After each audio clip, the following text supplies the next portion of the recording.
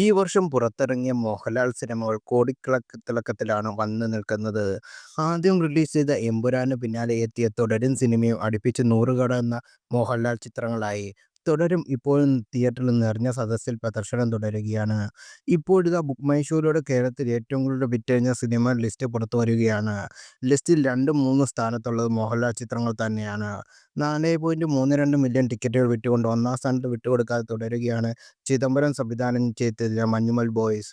-3.78 million ടിക്കറ്റാണ് Empuraan വിറ്റത്.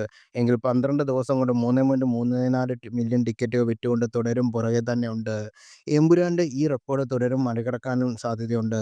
3.02 million ടിക്കറ്റുകൾ ആവേശത്തിനും, 2.92 million ടിക്കറ്റുകൾ ആടുജീവിതത്തിനും, 2.44 ടിക്കറ്റുകൾ പ്രേമലിനും വിറ്റിട്ടുണ്ട്.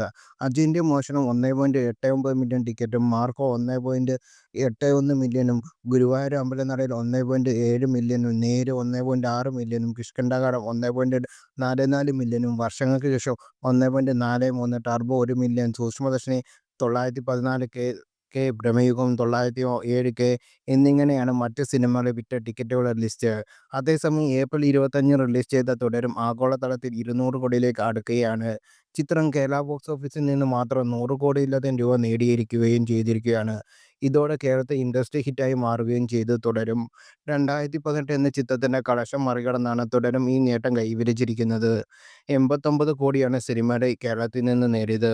മോഹൻലാൽ ചിത്രം എമ്പുരാനാണ് മൂന്നാം സ്ഥാനത്ത്. 87 കോടിയാണ് സിനിമ കേരള ബോക്സ് ഓഫീസിലെ കളക്ഷൻ.